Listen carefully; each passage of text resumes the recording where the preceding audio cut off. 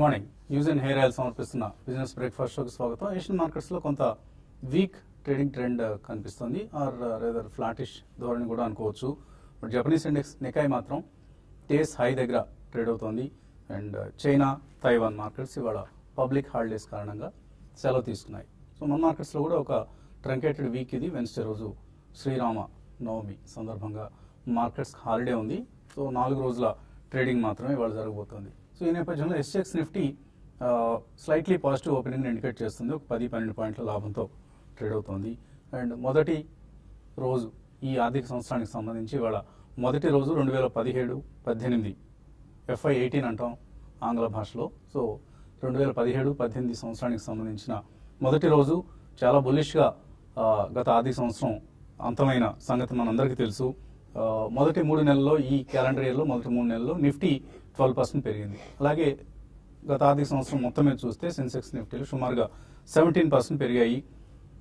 ఈ లాస్ట్ 1 మంత్లో గత 30 రోజుల ట్రేడింగ్ ట్రెండ్ చూస్తే నిఫ్టీ 3% పెరిగింది. సో ఇలా ఏ పెర్ఫార్మెన్స్ తీసుకున్నా కూడా మంత్లీ, క్వార్టర్లీ, ఇయర్లీ పెర్ఫార్మెన్స్ పాజిటివ్గా ఉన్న సమయం ఇది. సో మేబీ రాబోయే ఆర్థిక సంవత్సరం కూడా, ఈ కరెంట్ ఫైనాన్షియల్ ఇయర్ కూడా చాలా చాలా పాజిటివ్గానే ఉండే అవకాశాలు మనకు కనిపిస్తున్నాయి. అన్లెస్ ఏదైనా అనుకోని సంఘటన జరిగితే తప్ప ప్రస్తుతానికి మూడ్ పాజిటివ్గా ఉంది. సో ఈ నెల కూడా చాలా కీలకమైన నెల, ఎందుకంటే క్వార్టర్లీ ఎర్నింగ్స్ రాబోతున్నాయి. అలాగే మానిటరీ పాలసీ ఉంది. ఈ వారంలోనే వచ్చే గురువారం, అంటే మన శ్రీరామనవమి హాలిడే తర్వాత రోజే మానిటరీ పాలసీ రాబోతోంది. సో ఈ నేపథ్యంలో మార్కెట్స్లో కొంత అప్రమత్తత ఉంటుంది, ట్రంకేటెడ్ వీక్ కాబట్టి. అలాగే మానిటరీ పాలసీ ముందు కొద్దిగా పొజిషన్స్ తీసుకోవడానికి వెనకాడతారు కాబట్టి. అదర్వైజ్ మన మార్కెట్స్ లాస్ట్ మనం ఇందాక అనుకున్నట్లుగా MSCI ఎమర్జింగ్ మార్కెట్ ఇండెక్స్తో కంపేర్ చేస్తే మన Indian index, MSCI India index 5% better performance కనిపిస్తుంది. అంటే 17% పెరిగింది లాస్ట్ 12 మంత్స్లో. సో ETF అంటే ఎక్స్చేంజ్ ట్రేడెడ్ ఫండ్స్, ఇంటర్నేషనల్గా ఆపరేట్ చేసే ఫండ్స్ ఇవి. సో ఈ ఫండ్స్ నుంచి వచ్చే మనీ మన మార్కెట్స్లోని మూమెంటంను డ్రైవ్ చేస్తుంది. ఇది ప్రస్తుతానికి అప్రతిహతంగా మనకు ఇండియాకి ఫండ్స్ ఫ్లో కనిపిస్తుంది. మేబీ రాబోయే రోజుల్లో కూడా ఇందాక అనుకున్నట్లు ఏవైనా అనుకోని సంఘటనలు జరిగితే తప్ప ఫారిన్ మనీ ఇండియాలోకి జోరుగా వచ్చే అవకాశాలు ఎక్కువగా కనిపిస్తున్నాయి. సో కొన్ని స్టాక్స్లో మనం చాలా హైటెండ్ యాక్టివిటీ చూస్తున్నాం. ప్రస్తుతానికి లీడర్షిప్ రోల్ పోషిస్తున్నవి ఏవి అంటే Reliance Industries and HDFC twins. అలాగే అఫ్కోర్స్ ఇన్ఫోసిస్ లాంటివి కూడా కొంత సపోర్ట్ చేస్తున్నాయి ఇండెక్స్కు. But Reliance Industries 9-year high దగ్గర ఉంది. మెయిన్ కారణం ఏంటి అంటే ప్రధాన కారణం వాళ్ళ జియో ఏదైతే ఉందో రిలయన్స్ జియో సబ్స్క్రైబర్ బేస్ ఇప్పుడు 72 మిలియన్ల దగ్గర స్థిరపడింది. సో అందరూ అంతకుముందు ఫ్రీ ఆఫర్ అయిపోగానే ఒక 40-50 మిలియన్ సబ్స్క్రైబర్స్ మిగులుతారేమో, మిగతా వాళ్ళు వెళ్ళిపోతారంటున్నారు. కానీ అనూహ్యంగా ఇది 72 మిలియన్ సబ్స్క్రైబర్స్ మిగులుతారనేసరికి ఫ్రైడే రోజు చూసాం మనం, రిలయన్స్ ఒంటి చేత్తో మార్కెట్ని నిలబెట్టింది. So Reliance Industries outperformance ఇలాగే కొనసాగితే ఇండెక్స్ మరింత కొత్త పుంతలు తొక్కే అవకాశం ఉంది. ఎందుకంటే 9200, 9218 ఈ లెవెల్ దగ్గర నిఫ్టీకి బాగా రెసిస్టెన్స్ ఎదురవుతోంది. సో ఈ లెవెల్ని అధిగమించగలిగితే డెఫినెట్గా షార్ట్ టర్మ్ కూడా అప్ ట్రెండే కొనసాగే అవకాశం. మీడియం ట్రెండ్ ఎలాగూ అప్ ట్రెండ్ కొనసాగుతుంది. బట్ షార్ట్ టర్మ్లో ఏమైనా ఆస్కారం ఉందా అంటే ఈ కీ రెసిస్టెన్స్ లెవెల్ని నిఫ్టీ అధిగమించాలి. అలాగే బట్ డైలీ ఇండికేటర్స్ గమనిస్తే మాత్రం, అంటే ప్రైస్ రేట్ ఆఫ్ చేంజ్ కానీ, MACD ఇటువంటివి, or even relative strength index లాంటివి గమనించినా కూడా, RSI లాంటివి నెగిటివ్ డైవర్జెన్స్ కనిపిస్తుంది. మేబీ షార్ట్ టర్మ్లో కొంత ట్రెండ్ రివర్సల్ కూడా ఛాన్స్ ఉంది. సో ఇక్కడ నుంచి short term up trend or down trend అనేది 50-50గా ఉంది. ఎటు వెళ్తుంది అన్నది రాబోయే క్యూస్ ఆధారంగా ఉంటుంది. మేబీ మానిటరీ పాలసీలో ఏమైనా పాజిటివ్ కామెంటరీ రావటం ఇలాంటివి జరిగితే.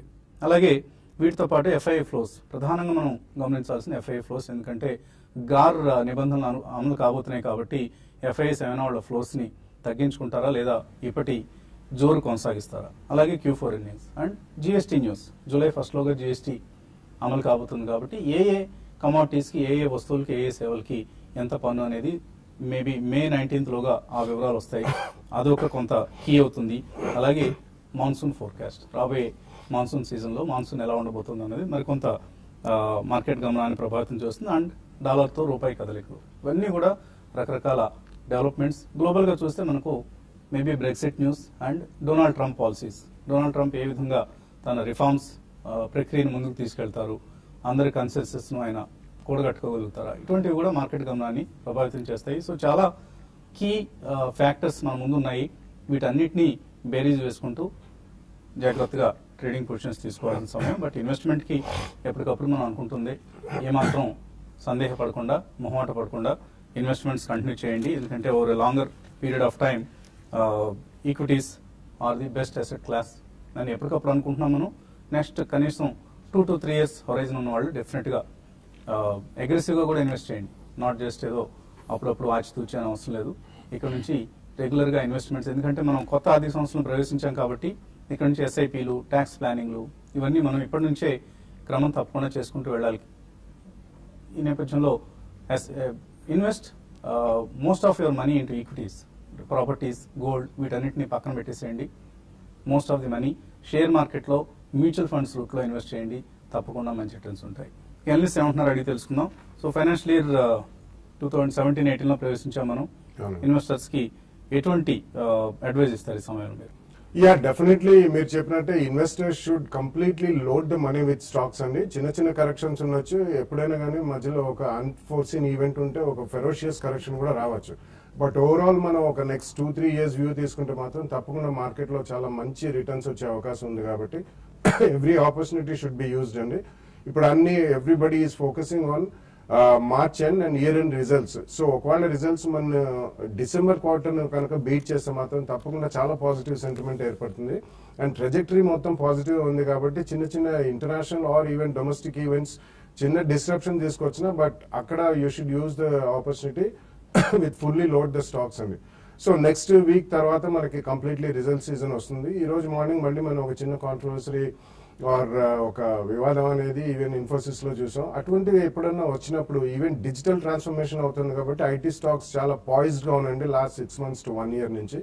So all in all even that sector looks good because of the valuations. Automobile figures చూసాం మనం లాస్ట్ 1 or 2 days లో హెవీ డిస్కౌంట్స్ ఇచ్చి కంప్లీట్లీ ఐ థింక్ ఇన్వెంటరీ అంతా కూడా పుష్ ఓవర్ చేసినట్టే కనిపిస్తుంది. సో BS4 వర్తిస్తుంది కాబట్టి అన్ని ప్రైజింగ్ పరంగా పెరుగుతాయి. So turn overs will definitely go up. ఎవరు ప్రాఫిటబుల్ గా ఉంటారు అనేది ఫస్ట్ వెయిట్ చేసి చూడాలి. సో దాన్ని బట్టి I think auto stocks also will do extremely well. Building products and building material will be another one big sector అండి. All said and done financials will drive the market. So every correction should be used. మనకి చిన్న చిన్న corrections వచ్చినా కానీ మనం చూసాం మొన్న last 1 or 2 days లో కూడా కొన్ని stocks they were moving in to F&O segment అండి. అటువంటి స్టాక్స్ మనం ఎక్స్ట్రీమ్లీ స్ట్రాంగ్ యాక్షన్ అనేది చూసాం. మోస్ట్ ఆఫ్ ఇట్ ఇప్పుడు మనకి ఈక్విటాస్ కానివ్వండి, ఉజ్జీవన్ కానివ్వండి, అలాగే క్యాపిటల్ ఫస్ట్, ఇటువంటి ఫైనాన్స్ స్టాక్స్ కూడా బాగా వచ్చాయి. వాటిలో అన్నిట్లో మనం చాలా స్ట్రాంగ్ బయింగ్ అనేది చూసాం. So all in all use the opportunity. ఒక టెలికామ్ స్టాక్స్ పక్కన పెడితే I think definitely all the stocks call for a strong buy అండి. చిన్న చిన్న కరెక్షన్స్ వచ్చినా కొనండి. టెలికామ్ లో I think Jio has extended the period up to another 15 days. అదొక చిన్న నెగిటివ్ గా మనకి వే చేస్తుంది టెలికామ్ స్టాక్స్ మీద. So just wait and watch for telecom stocks. Rest of the story is very strong in almost all the sectors and across the board. So next రాబోయే 3 to 4 weeks లో or maybe 1.5 months లో 4 to 6 weeks లో wait and radar మీద ఉంచుకోండి stocks. చిన్న correction వచ్చినప్పుడు కూడా కొనండి. ఒకవేళ బై ఛాన్స్ పెద్ద కరెక్షన్ ఓవరాల్ మార్కెట్ లో కానీ సెక్టరల్ ఆర్ స్టాక్ స్పెసిఫిక్ వస్తే మాత్రం తప్పకుండా చాలా స్ట్రాంగ్ గా బయింగ్ చేయాలని చెప్తాను. సో టెక్నికల్స్ పరంగా నిఫ్టీ, బ్యాంక్ నిఫ్టీలు ఏ విధంగా బిహేవ్ చేస్తాయి అనుకుంటున్నాను? ఐ థింక్ నిఫ్టీ కనుక మనం చూస్తే ప్రాబ్లీ 2015 హై ఏదైతే ఉందో 9119, దాని తర్వాత బ్రేక్అవుట్ ఐ థింక్ చాలా స్ట్రాంగ్ గా వచ్చినట్టయితే కనిపించలేదండి. ఎందుకంటే it has gonna up only 1 or 1.1% పెరిగింది. సో 9119 నుంచి 9218 ఇట్స్ ఓన్లీ 100 points దాకా పెరగటం చూసాం మన నిఫ్టీలో. సో ఇలాంటి బ్రేక్అవుట్స్ వచ్చినప్పుడు ప్రాబ్లీ బిగర్ బ్రేక్అవుట్స్ అంటే మనకి స్ట్రెంత్ ఎక్కువ ఉన్నట్టు కనిపిస్తుంది. అదర్వైజ్ ప్రాబ్లీ కొద్ది కన్సాలిడేషన్ ఉండే ఛాన్స్ ఎక్కువ ఉంటుంది. సో డెఫినెట్ గా ఇక్కడ నుంచి రిస్క్ టు రివార్డ్ అనేది బుల్స్ కి అంత ఫేవరబుల్ గా చార్ట్స్ ప్రకారం కనిపించలేదు. ఎందుకంటే ఒకవేళ మార్కెట్ పడింది అంటే కనుక మేబీ 20-day మూవింగ్ యావరేజ్ అవుతుందో 9059 దాకా డౌన్ సైడ్ వచ్చే ఛాన్స్ ఉంది. అండ్ 9218 ఒకసారి మొన్నటి స్వింగ్ హై బ్రీచ్ అయింది అంటే కనుక ప్రాబ్లీ ఐ థింక్ ఇంకో 100-150 points అప్ సైడ్ వెళ్ళే ఛాన్స్ ఎక్కువ కనిపిస్తుంది. But again I think consolidation కోసం మనం వెయిట్ చేయాలి. మేబీ డిప్స్ లోనే బై చేయాలని చార్ట్స్ ప్రకారం మనకు కనిపిస్తుంది. అండ్ మొన్నటి స్వింగ్ లో ఏదైతే ఉందో 9019 ప్రాబ్లీ అక్కడ చాలా స్ట్రాంగ్ సపోర్ట్ ఉంటుంది. అఫ్ కోర్స్ ఫస్ట్ 9059 20-day కాబట్టి అక్కడ ఫస్ట్ స్మాల్ సపోర్ట్ ఉంటుంది. సో డెఫినెట్లీ 9059 నుంచి 9019 వరకు మనకి డిమాండ్ జోన్ గా మనం పరిగణిస్తాం. అక్కడికి వస్తేనే ఫ్రెష్ లాంగ్స్ క్రియేట్ చేయాలి. బట్ అదర్వైజ్ లాంగ్ పొజిషన్స్ ఉన్న ట్రైలింగ్ స్టాప్ పెట్టుకుని ఐ థింక్ కంటిన్యూ చేసుకోవచ్చు. 9218 ఒకసారి దాటింది అంటే కనుక 100 to 150 పాయింట్స్ అప్ వచ్చే ఛాన్స్ ఉంది. అదేవిధంగా బ్యాంక్ నిఫ్టీ మనం 2015 హై చూస్తే కనుక 20,907 అండ్ చాలా అవుట్ పర్ఫార్మ్ చేసిందని చెప్పొచ్చు నిఫ్టీతో కంపేర్ చేస్తే. ఎందుకంటే 21,696 దాకా అప్ మూవ్ వెళ్ళటం చూసాం. సో నిఫ్టీ 1% పెరిగితే bank Nifty almost close to 3.5% పెరిగింది. సో ప్రాబ్లీ ఐ థింక్ ఈ స్పేస్ లో మనకి ఎక్కువ యాక్షన్ ఉండే అవకాశాలు ఎక్కువ ఉన్నాయి. ఇన్ఫాక్ట్ బ్యాంక్ నిఫ్టీ 20-డే మూవింగ్ యావరేజ్ చూస్తే కనుక 20,969 అంటే ఇక్కడ నుంచి close to 250-300 points or 400 points correct అవుతేనే బ్యాంక్ నిఫ్టీలో ఎంటర్ అవ్వాలి. సో నిఫ్టీ కన్నా ప్రాబ్లీ ఈ స్టేజ్ లో బ్యాంక్ నిఫ్టీలో ట్రేడ్ చేయడం ఇట్స్ ఎ గుడ్ ఐడియా. అలానే ఇండివిజువల్ సెక్టర్స్ చూస్తే కనుక ఫైనాన్షియల్స్ చాలా అప్డేట్ గా చూస్తున్నాం మనం. సో ప్రీ డిమానిటేషన్ ప్రైజెస్ ఏవైతే ఉన్నాయో చాలా మటుకు స్టాక్స్ మనం ఆ ప్రైజెస్ రావడం చూస్తున్నాం. ఇన్ఫాక్ట్ క్యాపిటల్ ఫస్ట్ కూడా మొన్ననే ఫ్రైడే రోజు రావడం చేసాం. సో ప్రాబ్లీ వాటిలో మైనర్ కరెక్షన్స్ ఉంటే 3 to 5 ఆర్ మేబీ 10% కరెక్షన్స్ ఉంటే ఆ స్పేస్ లో I think one should start buying. So 1 year లో 15 to 20% ఇక్కడ నుంచి వచ్చే ఛాన్సెస్ కూడా ఎక్కువ ఉన్నాయి. ఓకే అండి, కాలర్స్ లైన్ లో ఉన్నారు. మొదటి కాలర్ శ్రీకాంత్ రెడ్డి నిర్మల్ నుంచి. Hello. Good morning sir. Morning అండి. సార్ నేను మ్యూచువల్ ఫండ్ లో ఇన్వెస్ట్ చేస్తున్నాను. అన్ని బాగానే ఉన్నాయని ఒక 2 ఫండ్స్ బాగాలేవు. ఐడియాస్ ప్రీమియర్ ఈక్విటీ ఫండ్ ఒకటి, ఐసిఐసిఐ వాల్యూ డిస్కవరీ ఫండ్ ఒకటి. ఈ రెండు కొంచెం ఈ 1.5 year నుంచి కొంచెం పర్ఫార్మెన్స్ బాగాలేవు. మరి వేరే వాళ్ళకి షిఫ్ట్ కమ్మంటారా, ఇదే కంటిన్యూ చేయొచ్చు? కొద్దిగా పేషెన్స్ కావాలండి వాళ్ళకి. టైం ఇవ్వాలి మ్యూచువల్ ఫండ్స్ కి. Some times 1 year performance will be disappointing. But ఒక 3 years టైం ఇవ్వండి. ఒక 3 to 5 years ఎప్పుడు కూడా మనం మ్యూచువల్ ఫండ్స్ కి టైం ఇవ్వాలి. మనం 1 year కి రివ్యూ చేసుకుంటూ మారుతూ వెళ్తే సమ్ టైమ్స్ నెగిటివ్ రిటర్న్ వస్తుంది మీకు. సో అందుకని కొద్దిగా అండర్ పెర్ఫార్మెన్స్ ఉంది. మీరు అన్నట్లు definitely IDFC premier equity and ICICI value discovery రెండు అండర్ పెర్ఫార్మ్ చేస్తున్నాయి. కొంచెం టైం ఇవ్వండి. ఇంకొక 1.5 year మీరు ఓపిక్గా ఎదురు చూడండి. ఎస్ఐపి చేస్తున్నారా వీటిలో? ఓకే, ఒకవేళ ఎస్ఐపి చేస్తుంటే కంటిన్యూ చేయండి. లేదు లంసమ్గా ఇన్వెస్ట్ చేస్తుంటే అలా హోల్డ్ చేయండి and wait for at least next 1.5 year. Definitely రెండు కూడా fund managers performance, fund managers track record బాగానే ఉంది. బట్ లాస్ట్ 1 year పెర్ఫార్మెన్స్ కొంత డిసప్పాయింటింగ్గా ఉంది. మేబీ రాబోయే రోజుల్లో fund managers will perform better అని ఎక్స్పెక్ట్ చేయొచ్చు. తర్వాత మధు హైదరాబాద్ నుంచి. హలో. అడగండి Madhu. Sir 2 years back Daniels India కొన్నానండి 108 rupees. హోల్డ్ చేయొచ్చా సార్? డానియల్స్ ఇండియా హోల్డ్ చేయొచ్చా? 2 years నుంచి హోల్డ్ చేస్తున్నారు ఆల్రెడీ. డెఫినెట్లీ హోల్డ్ చేయమని చెప్తాను. ఎందుకంటే I think the bad or the negative news is over అనే కనిపిస్తుంది. And last even 4 to 6 weeks లో కూడా చాలా స్ట్రెంగ్త్ అనేది కనిపిస్తుంది.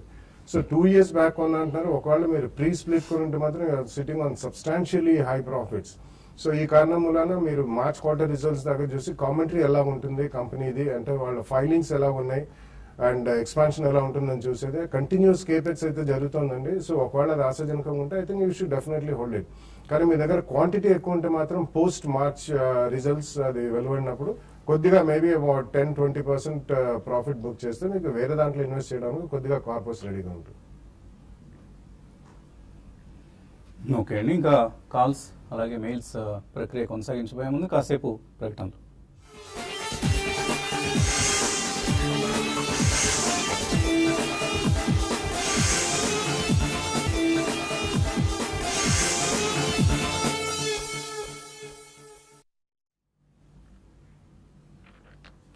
న్యూస్ ఇన్ హెయిర్ ఆయిల్ సమర్పిస్తున్న బిజినెస్ బ్రేక్ఫాస్ట్ షోకి తిరిగి స్వాగతం.